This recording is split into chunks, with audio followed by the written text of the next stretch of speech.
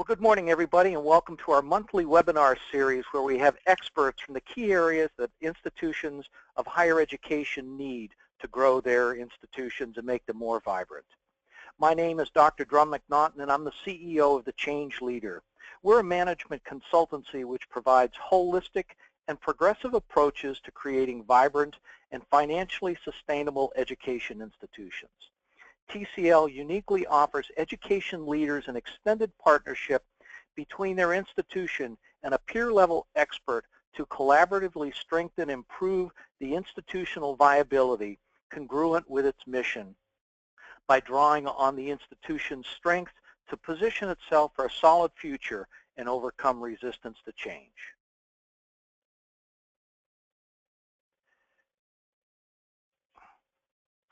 We focus on improving the critical areas that education institutions need, such as increasing enrollment, graduation and persistence rates, college affordability, encouraging innovation, governance, and building leadership capacity. And today's webinar is going to focus on broadening the breadth and depth of institutions' leadership and management practices, one of only 3 areas that research has found to improve an organization regardless of where it is in its life cycle. And we're fortunate to have 2 guests who are experts in their field. First, Dr. Katrina Rogers. Katrina is the president of the Fielding Graduate Institute. I'm sorry, I'm dating myself there. Now it's the Fielding Graduate University. An accredited nonprofit leader in graduate education in organization development, psychology, and leadership, and combines face-to-face and online learning for professionals dedicated to lifelong learning, social justice and innovation, and advancement for individuals, organizations, communities, and societies. In the course of her career, Dr. Rogers has served the international, non-governmental, and education sectors in many roles, including executive, board member, and teacher. She's led the European campus for the Thunderbird School of Global Management in Geneva for a decade, working with international organizations such as the Red Cross, the World Trade Organization, the United Nations Development Program, and the European Union, and has developed external partnerships for students at several companies, including Renault, Leslie, and Euro Disney. In addition to her presidency, Dr. Rogers is a trustee for the TODA Institute for Global Policy and Peace Research and the Public Dialogue Consortium. She holds 2 doctorates, not 1, but 2. Sometimes I wonder, Katrina. She holds 2 doctorates, 1 in political science and 1 in history. She's received a presidential postdoctoral fellowship from the Humboldt Foundation and was a Fulbright scholar to Germany. Welcome, Katrina. Thank you. Our second guest is Ms. Amy Savage. Amy's the president of Fine Points Leadership, one of TCL's strategic partners, because TCL knows that nothing good happens without strong leaders at an institution. Fine Points Leadership collaborates with organizations to implement leadership development solutions that accelerate strategies through assessment, building leadership capacity, and leadership training and mentoring for executives and middle managers that anchors an organization's strategy, mission, and culture, and purpose and approach in every engagement. Amy earned her degree from the University of Cincinnati and worked with the Tom Peters Group before starting Fine Points Leadership in 2004. Welcome, Amy. Thank you. Great. So before we get started, because I know you're tired of listening to me already, I have a couple of housekeeping notes. In this webinar, you're going to learn how to create and build leadership capacity, one of the 3 most important things for creating vibrant institutions that have great student outcomes and graduation rates. We are recording this, so that if you want to listen to the playback later on, you can. The slides are also there, and you can download those. There's a question box that if you'd like to submit questions, please do that. We also have a couple of polls.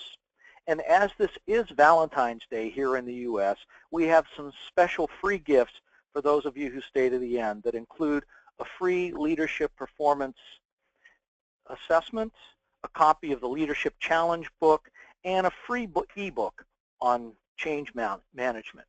So with those housekeeping notes, I'm going to turn it over to Amy and say thank you very much. Well, great. Well, thanks, Drum. It's an honor to be here with you all this morning. You know, Peter Drucker said only 3 things happen naturally in organizations: friction, confusion, and underperformance. And everything else requires leadership. So I don't know if you find that to be as true as I do in my work, but we do know that without an intentional focus on leadership, organizations are often left in a state of mediocrity or worse. So as leaders, we certainly don't want our legacy to be one of friction, confusion, and underperformance. So this begs the question, what can you do to ensure that leadership is front and center in your organization? So Drum, would you initiate the first poll, please? Great. So if you just take a moment and answer this question for us, we'd appreciate it. Do you have a leadership development program in place at your institution or organization? You can simply select yes or no.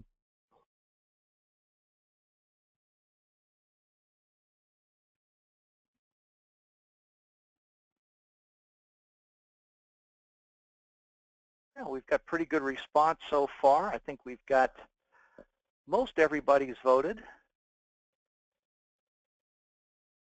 Okay, we'll give you maybe 3 more seconds, 2, 1, and we'll close the poll.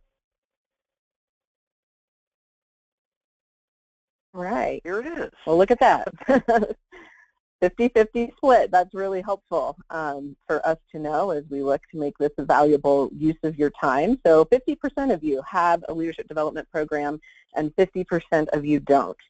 So for those of you who don't have a leadership development program in place, we're going to spend a little time this morning learning from Dr. Rogers about what it might look like to implement a leadership model in a higher learning institution.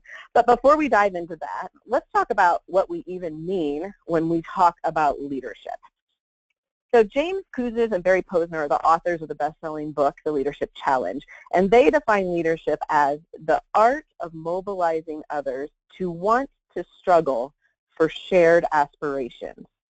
So think about, according to this leadership definition, what this might look like in your institutions. What is it that's worth struggling for together? What shared aspirations are you rallying people around? Are you mobilizing others, or are you trying to do this all on your own? Go on to the next slide, Drum. I want to talk a little bit about the research that is behind the 5 practices of exemplary leadership, which is what the Leadership Challenge book and framework itself is based on. So back in the early 1980s, Jim Kouzes and Barry Posner were on staff together at the University of Santa Clara, and they were starting to wonder and noodle around on just what it was that made some leaders extraordinary. So they conducted face-to-face interviews and collected thousands of case studies and asked this one question, and this is really at the heart of the research. Next slide, Drum. When you're at your best personally in a leadership moment, what are you doing? And as they examined all the data that they'd collected, they started noticing 5 common themes that continued to emerge, which they eventually called the 5 practices of exemplary leadership. And we'll take a look at those now together. So according to their research, they discovered that truly exemplary leaders model the way, inspire shared vision, challenge the process, enable others to act, and encourage the heart. And they've continued to validate their research over the past 30 years and have found that while the context of leadership has certainly changed over time, the content of leadership has not. So exemplary leaders are still embodying these 5 practices, and they haven't seemed to change over the past years. So we're going to take a little deeper look at what each of these leadership practices means, and we're going to ask Dr. Rogers to weigh in on what they look like at Fielding Graduate University. So let's move on to the next slide. We're going to talk first about the first practice, which is model the way. And this is all about clarifying values by finding your voice and affirming shared values.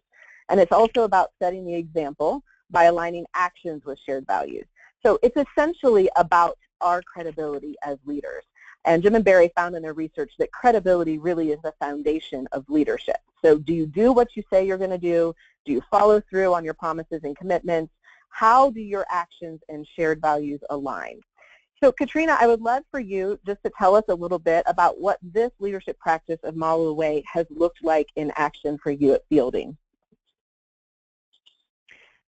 Sure, thank you. And first of all, I'd just like to welcome everyone to this webinar, and I really appreciate the putting together of this. So Jerome, thank you very much for taking this moment and opportunity to provide some more thinking and building understanding about the importance of having a leadership model at any institution. And I think in my experience in institutions of higher education, we are coming a little bit later to this inexperience and this knowledge in terms of compared to other sectors. I'm delighted to talk about the 5 leadership practices that we have at Fielding been embedding into all of our thinking and our processes and the way forward. And I'd say we are about 2.5 years into this process. So for us, I would consider that fairly early work. And one of the things that we did first, when you think of modeling the way, the commitments that we agreed to is first trying to clarify our values. Now, like all institutions of higher education, we have a stated vision and a stated mission. So our vision is our aspiration to be a global innovative community that is relevant and dedicated to educating scholar practitioners and leaders to build a more just and sustainable world. That's a vision to grow into. Our mission is what we do every day, that in our minds is the extension of our learning model predicated on adult learning theory that allows our graduates to enact on our vision, that building a more just and sustainable world, and also prepares them for the professions that they face in education, leadership management, clinical psychology, and so on. So when we started to think about, well, all right, so now how are we inside as a community, as a learning community and organization, how are we going to model the way? Well, the first thing is, one of the ways you clarify values and you affirm shared ideals is to work towards what those shared principles are. So we looked at different kinds of leadership models. We know that we would like to be able to develop a common language so that we could agree, disagree, have some kind of vocabulary by which we could build what does it mean to model the way.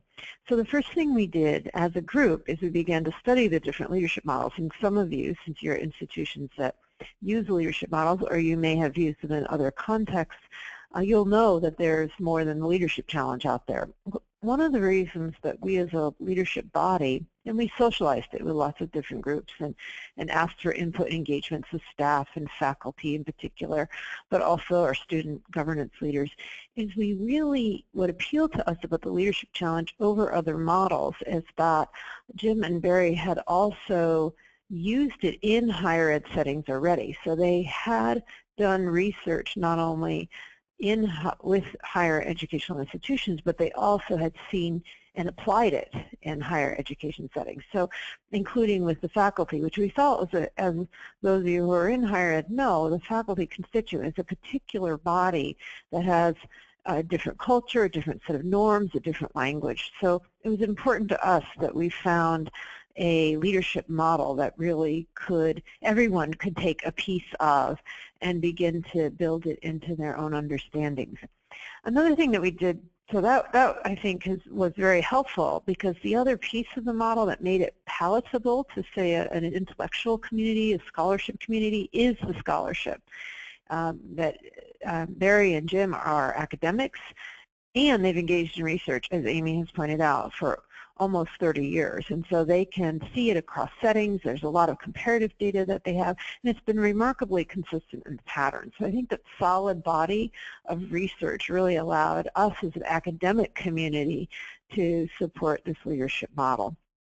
And then we said, well, one of the ways that we really wanted to enact it immediately, and even immediately, everything takes a while, is we were already thinking we didn't like our performance review process, because like many organizations, we would have an annual performance review, and it felt that did not feel, one, that was sufficient in terms of timing, but also that it tended to be met with dread and apprehension on the part of most employees. Rather, we wanted to completely change our frame away from annual performance reviews as quick snapshots of how a person is particularly performing in a moment, and those of you who may be familiar with research would know how biased sometimes that can be, because it's usually a snapshot in a moment, but rather initiate regular what we call mapping. So in our case, every term, so 3 times a year,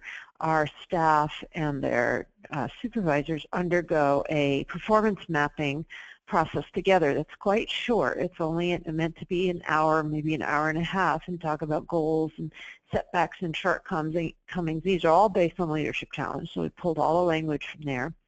And we wrapped it into this mapping process. And one of the questions is, what leadership practice are you interested in working on? And then what I've observed is that the first time we started this, it was awkward for supervisors and for their direct reports. They didn't, I feel a little awkward, like it felt like a false construct, like, well, how do we talk about this, and what does it mean to encourage the heart or model the way? But as we have helped each other learn more, we've come up with examples.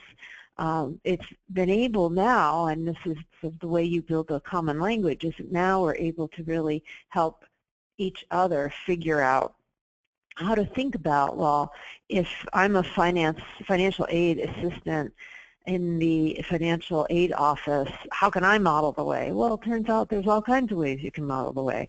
You can set an example. You can seek to make it clear. You can seek to work on a joint vision together as a unit. There's plenty of things that everybody at every level of an organization can work towards. So that was one of the first things that we did. That is one of the things that's good about that is consistent and regular. So that means everyone in the organization, they touch the language of the leadership challenge on a regular basis.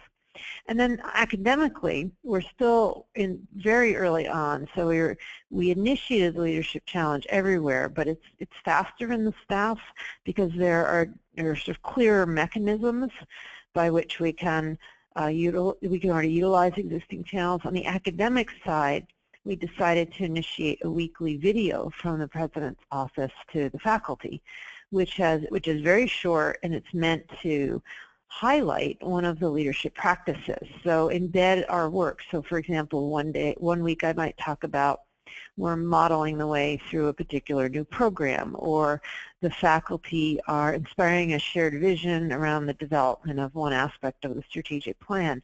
But it's really an attempt to kind of lift up and remind people of the way that the actions under Model the Way are being felt across the institution. So Amy, I'll turn it over to you. Awesome. Really, really good, solid ideas and thoughts, Katrina. I appreciate that. And I think you brought out a point that's really important, that is really foundational to Jim and Barry's work and research, and that is that leadership is everyone's business.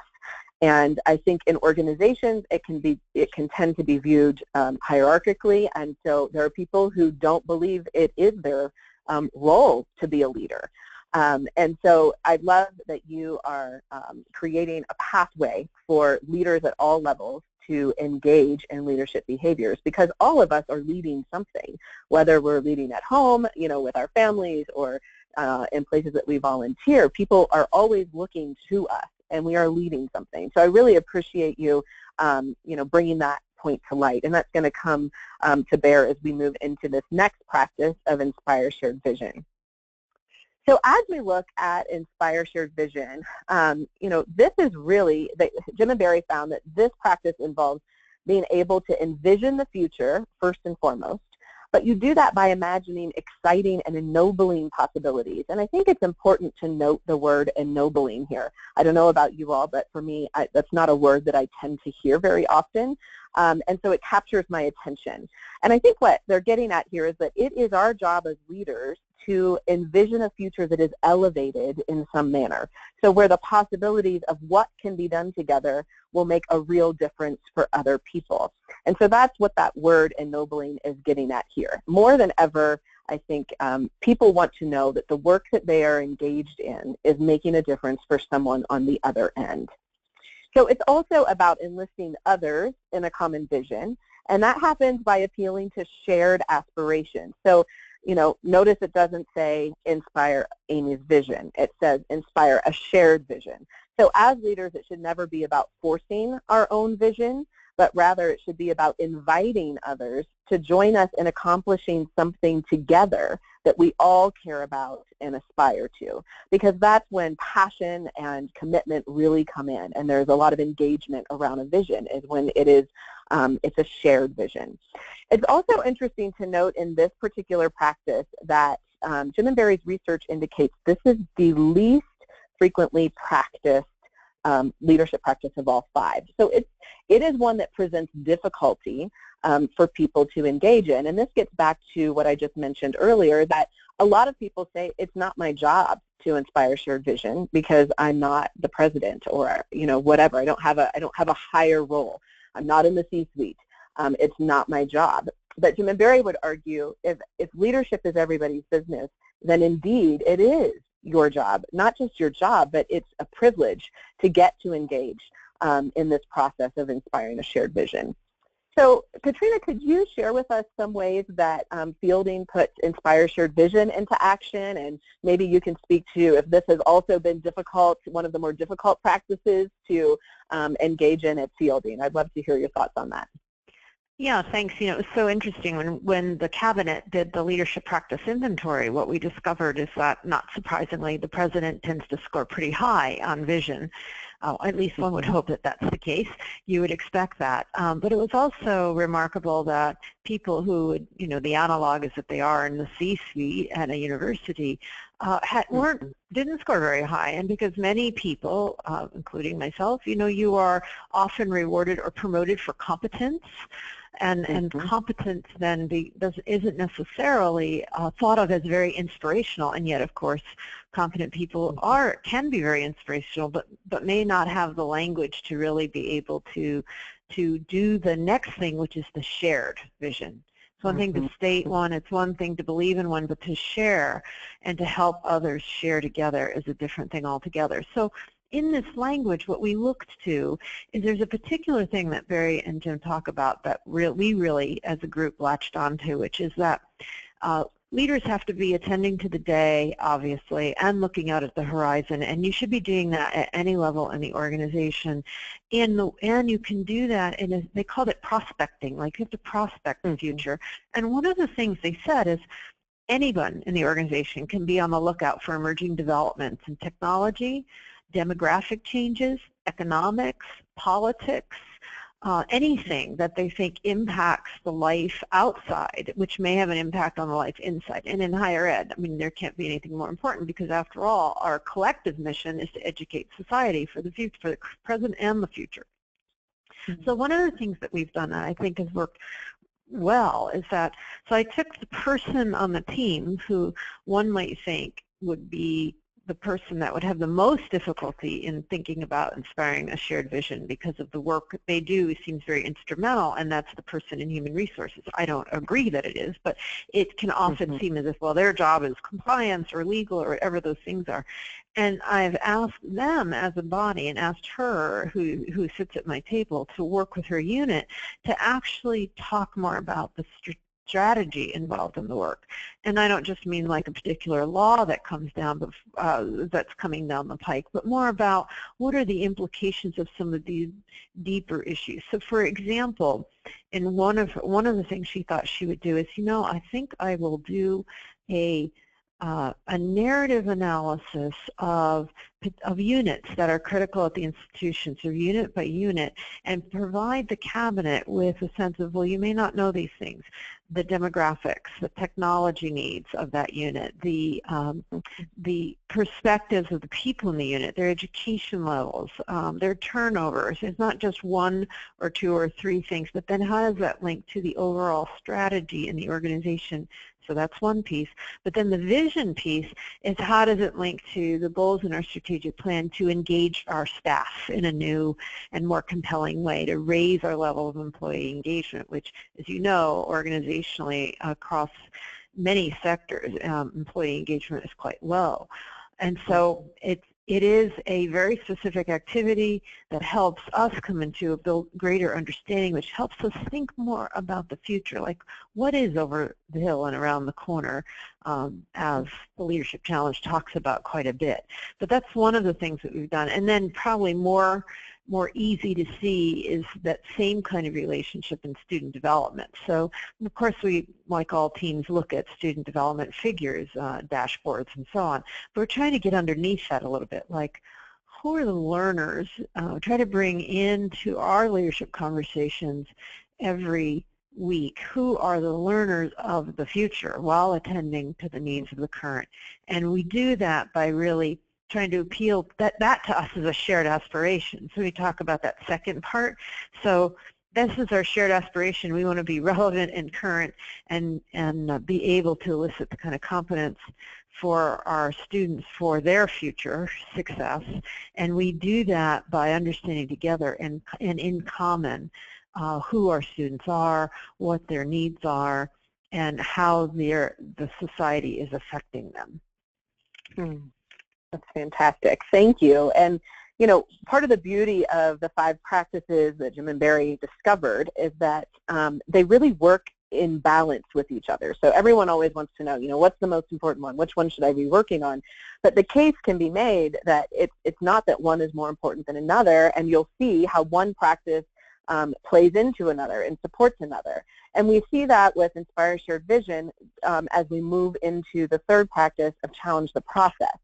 So the 3rd practice is really about searching for opportunities by seizing the initiative and looking outward for innovative ways to improve. So this gets back to the vision piece, Katrina, that you were just sharing.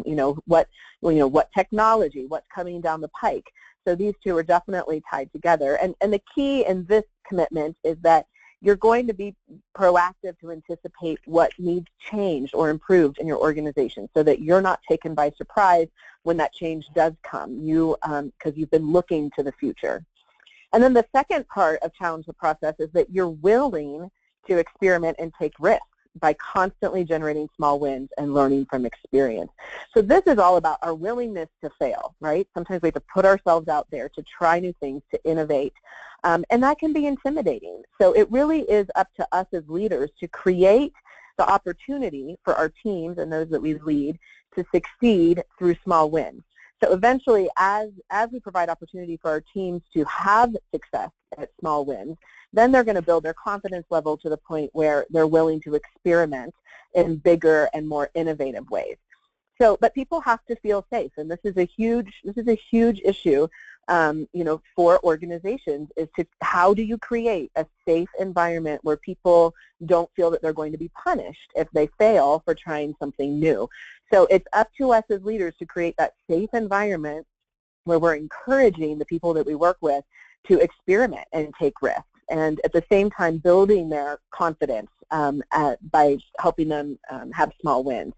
So Katrina, can you share with us a little more about what Challenge the Process has looked like at Fielding? I know that you have some small wins that you can share with us.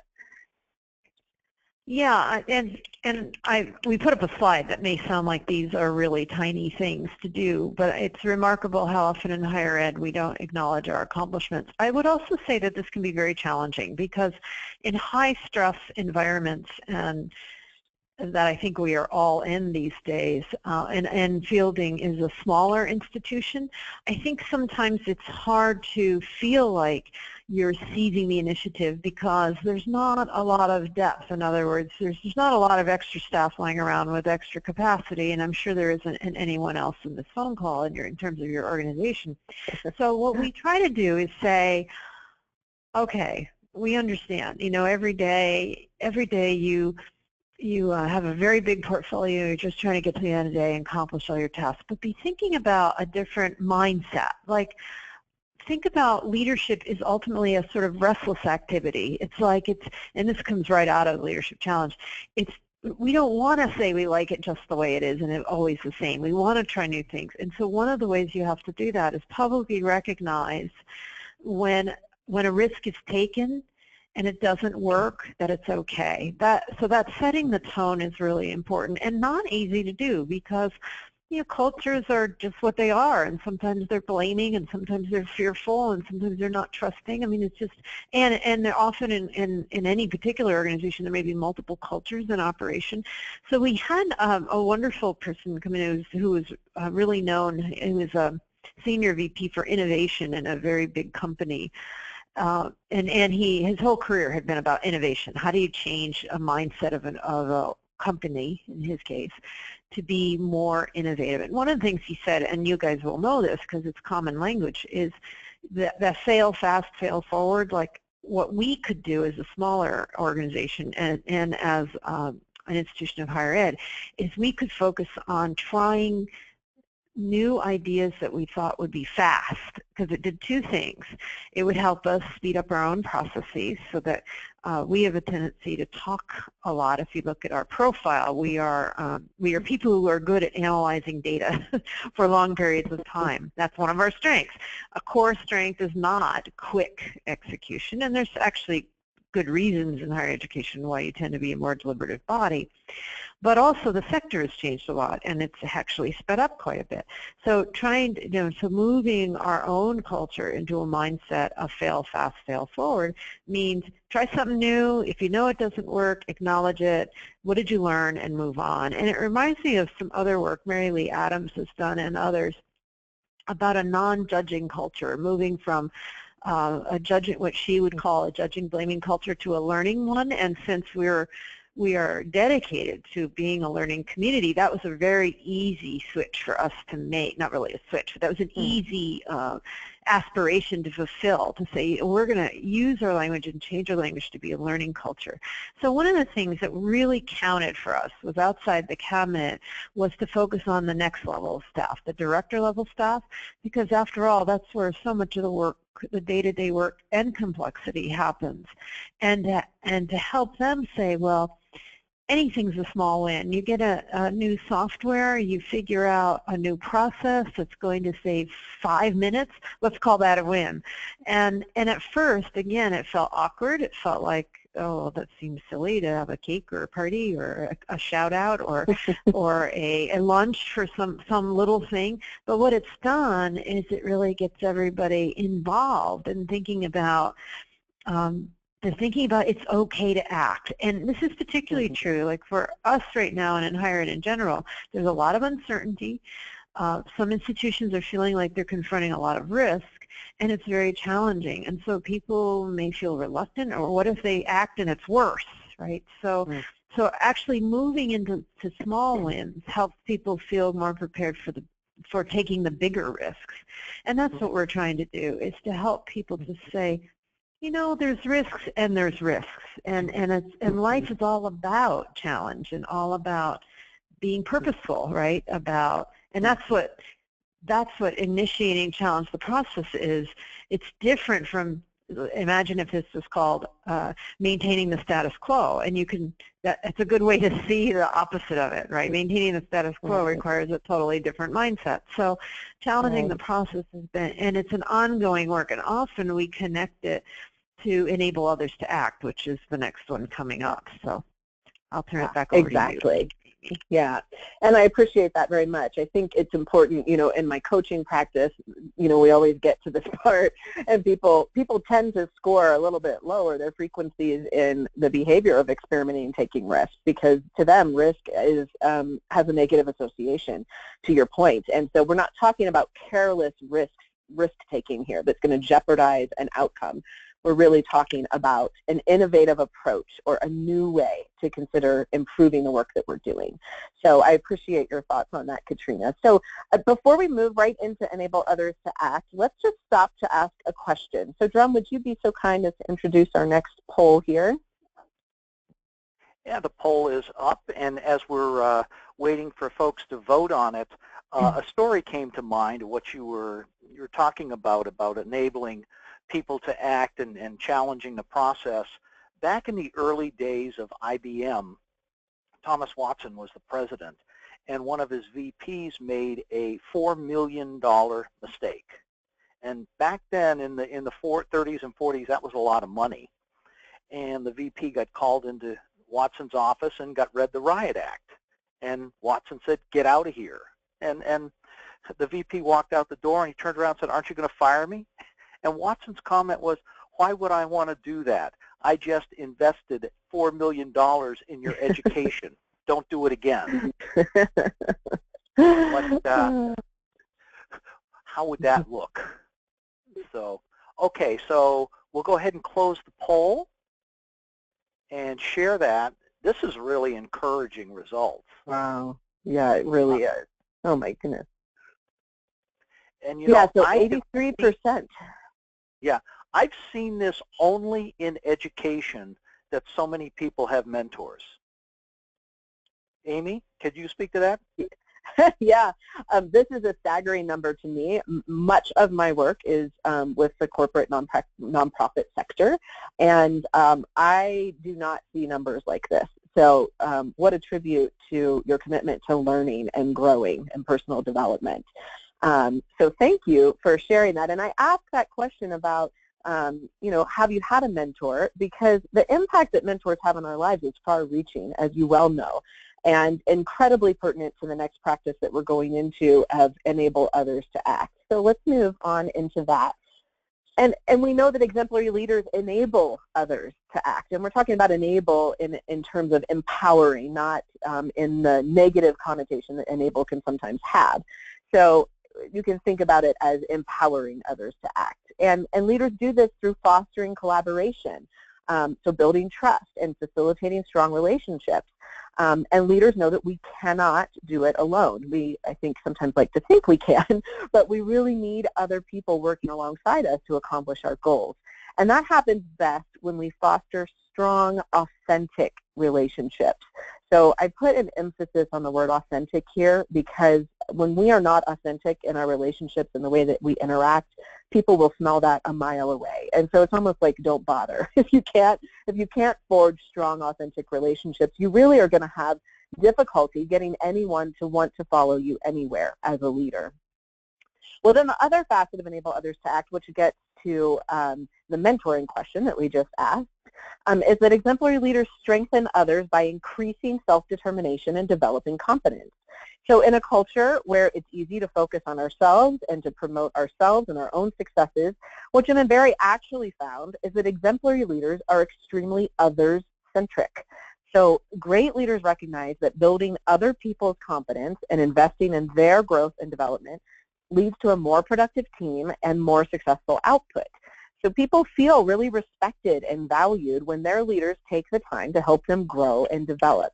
So in essence, leadership is actually mentorship.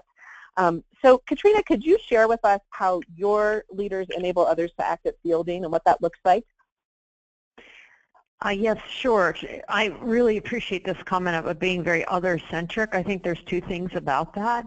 One is, and Barry and Jim talk about this, is creating a climate of trust, which you mentioned also, Amy, and facilitating relationships. Well, fielding is really predicated on relational learning. So fielding has an understanding that building relationships is key to learning. So that's actually been a fairly easy one for us to enact. I think trusting actually has been a little different, and it's quite remarkable because you'd think, well, a place like fielding, we're small, we're really dedicated, we have common alignment around our mission, our vision, and yet it's remarkable how we need more of it. And I think part of it is a challenge for anyone who's a leader these days. Currently, in contemporary society, there is so much cynicism and we get so much media thrown at us, and I don't mean media just even in politics, although maybe the first thing comes to mind, but in entertainment where we get all these messages thrown at us, you know, you can't trust the government, there's conspiracies, and you can't trust this person, they turn on you, because, you know, that's the subject of good storytelling. But I think in some broader sense, there's a lot of challenge right now in building trust in communities. And I always believe that, and Jim and Bob really took it on really well when they said the first thing that they observed in companies that did this really well is that the leaders extend trust. So they extend trust, so they are trusting. In order to be trusted, you have to be trusting, and you have to be trusting of groups, which means you're not always asserting everything that you think, like me as president, even though, you know, I might like to think every idea I have is a fabulous one, but actually in my own mind, I delegate, I use that word in quotes, not specifically, a climate of trust to other groups to do what they do, and that's what nurtures their openness, their involvement, their ownership, and their sense of shared responsibility, which is what you need in order to enable others to act. So this is not about saying, as you guys would know, because the people who are on this call are fairly sophisticated, it's not about delegating a function and saying, see, I helped them act. It's really about having someone else acting into their leadership space. So some of the things that we've done, so administratively, we had a senior, this is a recent example, we had a senior-led committee with junior people and one senior person, one cabinet level member person. It is a really important committee. It's about governance of a particular technology, very important, key to our success. And it just wasn't really working. The junior people weren't stepping up. There seemed to be a lot of passivity on the committee.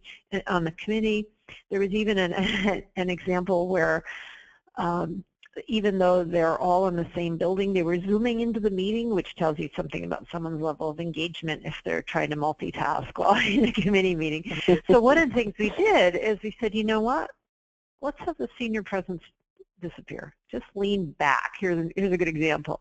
Lean back from that process and at the same time mentor the people on the committee that we want to see be the co-chairs of this body and mentor them into helping them say, you know, you can write a draft. Tell us what you think this group should do. Tell us what rules you think you should have. Tell us what guiding principles. And they're about 2 meetings into that process. And I've never seen that committee so excited about their work because now they own it. So sometimes this is a good example, on your cabinet or in your senior leadership, you're very confident this gets in the way of other people feeling like they can develop their own. So that's trust, right? You extend it so that other people can develop their competence.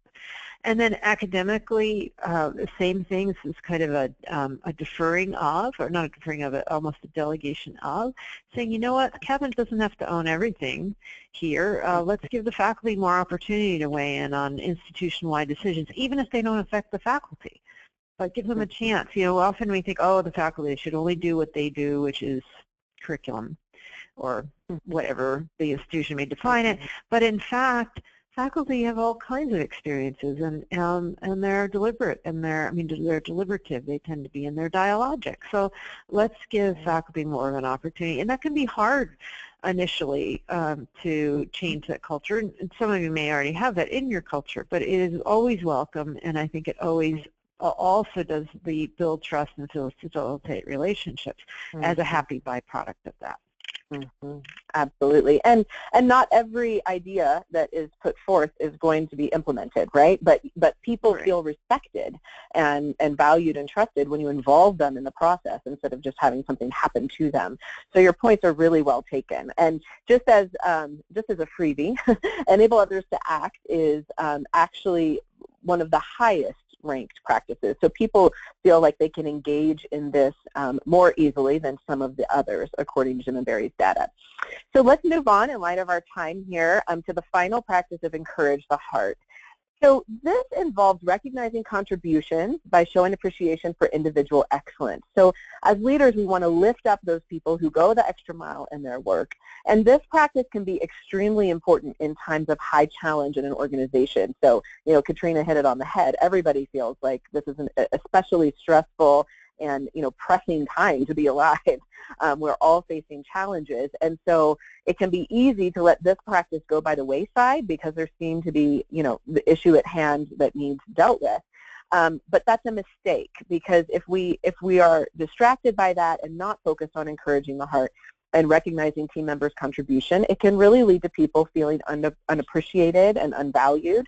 So as leaders, we need to constantly be on the lookout for behavior that we can affirm in our team members. I remember even being in elementary school, you know, they would hand out these little "you were caught being good today" little awards. And so it's that type of a mentality. What can we affirm and recognize in each other? And then the second part entails celebrating the values and victories by creating a spirit of community. And I think now more than ever, people are looking to truly be a part of something at work. And so taking the time to celebrate is an important key to creating a community and communal environment that people feel is meaningful to them. So, when we go back to challenge the process and the small wins, you don't even have to wait until the completion of a huge project to celebrate. You can celebrate along the way. So celebrating the small wins, like we talked about before, also helps keep people engaged. So Katrina, what are some thoughts that you have from your experience at fielding in this particular practice? Yeah, this one is really, to us, embedded in appreciative inquiry. So it's not just about, like, we did these things. We started a recognition program, which is wildly popular. We do consistently praise people. And one of the things, though, that we learned is that to take an appreciative inquiry approach to everything. So let's say you're in a meeting and you're making some evaluative judgments as you're listening to certain things that are said. To start off by saying, well, I'm really curious about the following. How do you think what has just happened here is really helping us create the change we want to see?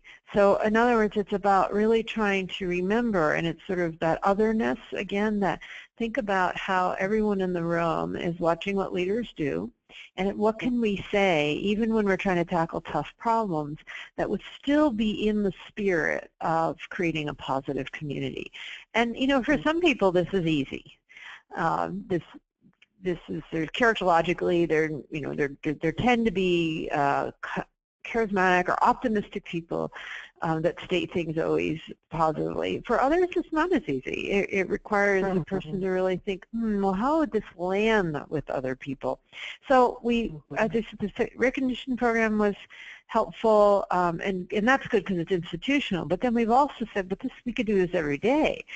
Consistently praise people and ask them, how do you want to be acknowledged? I mean, would you feel good if I sent you a card, or would that feel dumb to you? I was feeling awkward about how do I acknowledge people beyond saying thank you publicly, and so I decided to ask them. And I think that really actually changed, because that helped people also feel like they're making progress towards particular goals, and that you see them as a person too. So, and I think that knowing that you expect their very best, they expect the very best from others, and then that just happens throughout the whole organization. And I would also say putting it all together is really important. And we don't have, and maybe this is something we should have, we don't have an intentional, well, this month we're going to do this month we're going to do this one. We really base all 5 of these practices and 10 commitments, and we also often dig deep into the commitments because they're often more actionable. And And as I said, the whole frame is the performance mapping, which is, so we know that, and what we always do is suggest that people switch it up, like maybe for a couple months they work on one and then they work on another, and that they have an opportunity to try things out. Like for a while maybe they'll play to their strengths, and then they share with other people at their level what they've done and what worked and what didn't. Or sometimes they want to work on one that they feel like they've been challenged with. So that's how and that's another way to encourage the heart, is keep switching it up and keep giving people more tools, and they begin to feel stronger and stronger. I think I'll pause because I know we want to leave a little time for questions. Yeah, that's great. Good. Well, and so we've introduced just a very basic but yet very powerful leadership model to you this morning, and you might be thinking, this is all well and good, it makes sense, but you have one burning question, which is, does it really matter? And yes, it does, and here's why.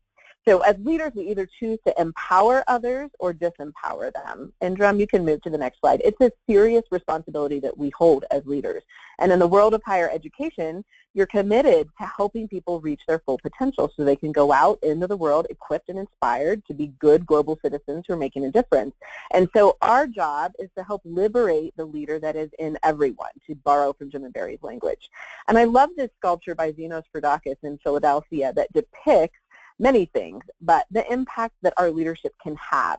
What are we doing to help our people get unstuck? What are we doing to enable them to step out and reach their full potential as leaders? And it all starts with the people who are around you. You are the most important person to those people who are around you because you're going to get to lead them and take them somewhere. So as you focus on helping individuals build leadership competency, they emerge as strong leaders with specific skills and gifts that ultimately build strong, creative, and successful organizations. And proof of this is on this last slide, and then we'll move on for some questions. A 2005 study shows the results of leadership practices and adaptive corporate culture on company financial performance. So for you, those of you who like numbers, here you go.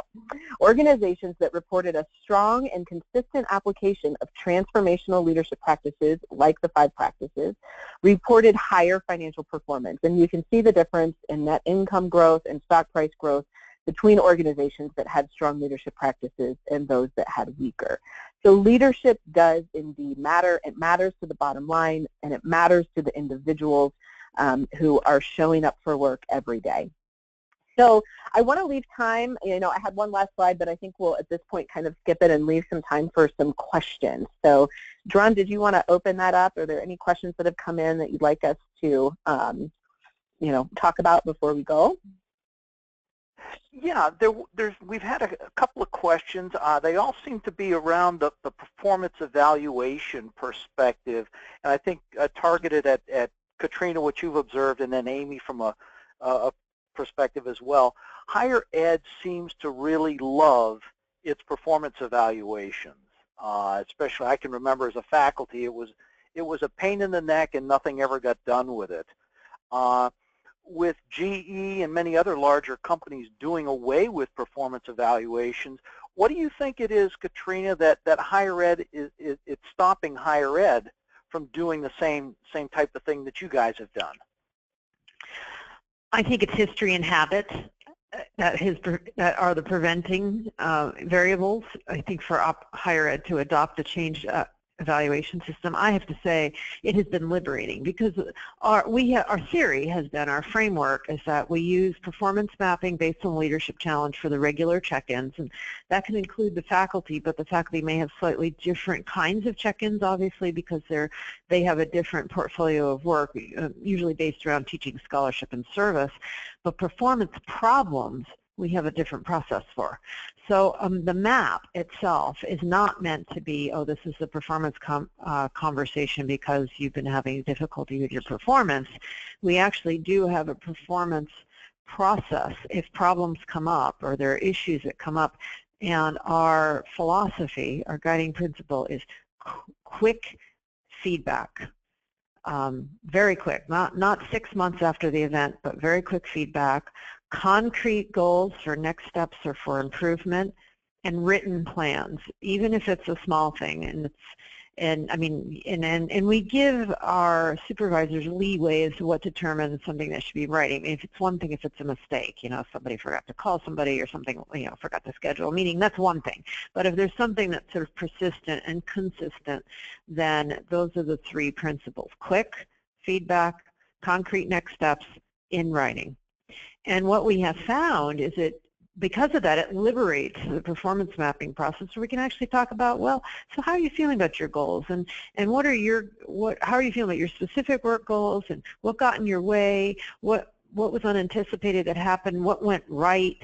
Again, asking these things in appreciative ways. What leadership challenge do you want to grow into? And what we're finding is higher levels of satisfaction and engagement with the institution, which ultimately is what you hope for of a performance process. And then we're finding separating those problems out actually gives us more clarity around, hey, this is really an issue, and you're going to need to work on this here, and we have that process. I hope that's helpful. But I do think it's history and habit. It's just a reluctance to go into the new. Great, thank you. We have another audience question. How do we empower our leaders to create a culture that extends trust and ask us, faculty, staff, and students, how we want to be acknowledged? An interesting concept. Amy, you want to take a shot at this, and then we'll move over to Katrina for the higher ed perspective? Absolutely. And I really appreciated, Katrina, that you pointed that out when we were talking about encouraging the heart. You know, it's a very simple thing that just ask someone how they would like and what's their preference, you know, for being acknowledged and recognized. You know, you've got, you know, sometimes you have an introvert that you're going to pull up on a stage in front of a bunch of people and give an award. I mean, they would rather crawl in a hole and die than have that kind of an acknowledgement. And so I think it indicates a lot of respect for leaders who will sit down with a group and say, you know, what is it that you would like? This is not about me. You know, this is about you being recognized and getting the way that you want recognition. So it indicates respect, and immediately people will feel a sense of value. You know, creating an environment of trust and credibility and safety, I mean, that is a whole other webinar in and of itself. But I will say it starts with you. It starts with the leader being open, being honest, being vulnerable, asking for help, delegating things, letting people know when they're stressed even. You know, we're human beings before we're employees or team members. And so letting people into our humanity a little bit and not feeling like we have to have it all together all the time really just it levels the playing field for folks. So in a nutshell, I would just say it starts with you. Start to create for yourself the environment that you want to see. Amy has really said it well. I'm sorry. Go ahead, Amy. I was going to say, and from taking the and in light with another question, you know, it's in some ways it's creating that safe culture in higher education. So how do employees get leaders to create that culture? Yeah, I think this is a great question. Everything that Amy said is right on. I mean, one of the philosophical assumptions of the Leadership Challenge framework is that everyone has an opportunity for their own self-empowerment. So even if you're embedded in a culture or an institution where the Leadership Challenge isn't evident, you yourself can use it in a way that builds your self-efficacy, builds your self-awareness and your reflective skills, and it maximizes your ability to use, as they say in adult development, the self as instrument, because it is a developmental opportunity and activity.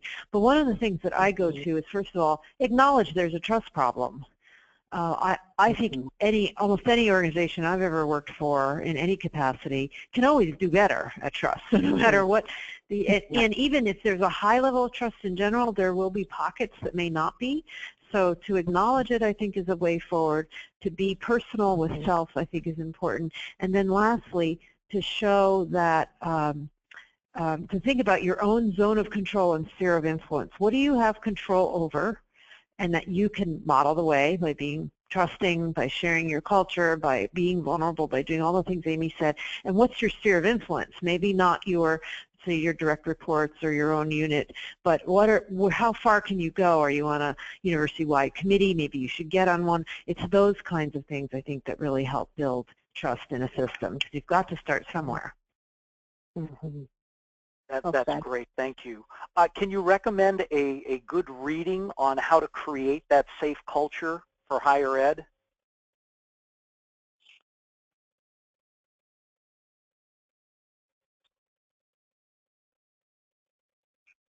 I don't have one that comes to mind. Katrina, do you? No, I'm sorry. It cut out just a little bit. I missed the question.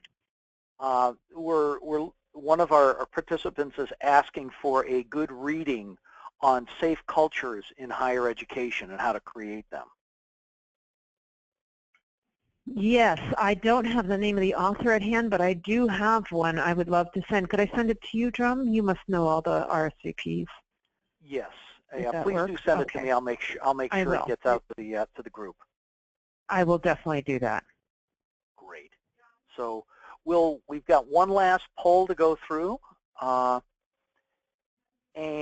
if folks could vote on this, if they think a leadership development system would benefit your institution. So we'll give it about 15 minutes more, and while we're doing that, I want to thank both of our participants. You folks were fabulous, and I've really thoroughly enjoyed working with you and putting this together and hearing stuff. Every time I listen to the two of you, I always learn things, which is always fun.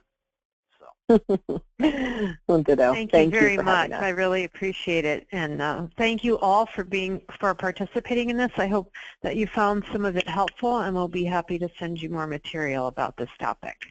So thank you, everyone. Absolutely. Yeah, thank you very much. Had a comment from one participant saying, fantastic webinar, so thank you so much. Great. That's okay. Good to hear. So, thank you. Yeah. So we are to the point where we've done questions, and we're down to the thing. So we've got gifts to give away, and we've got, wow, we had quite a number of people stay right to the end, so thank you. So what I'm going to do is I'm going to ask Katrina if you'll pick out a number, you know, between 1 and, oh, I don't know, 1 and 12. And that'll be our first prize winner. Katrina? I think we might have lost her. I'll step in and pick 7. How about that? 7, okay. So 1, 2, 3, 4, 5. June Klein. So June, if you are the proud winner of an LPI assessment. So thank you for your participation, and I will reach out to you following the webinar to make sure that you've got the information. Katrina, I'm sorry, Amy, could you pick another number besides 7? Sure, how about 3? 3. And that's going to be Bart Beekner. So Bart will get a copy of the Leadership Challenge. Great. Thanks for participating, Bart. And one more number. Okay, how about 10?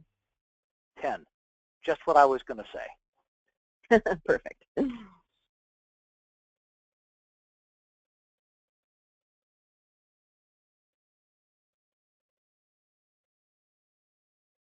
Mina Richards. So Mina, we'll send you a copy of an ebook on change. So thanks everybody again. If you have any questions or you want to reach out to any of us on the panel here is the last slide, and thanks very much. This has been great. I'm going to stop the recording.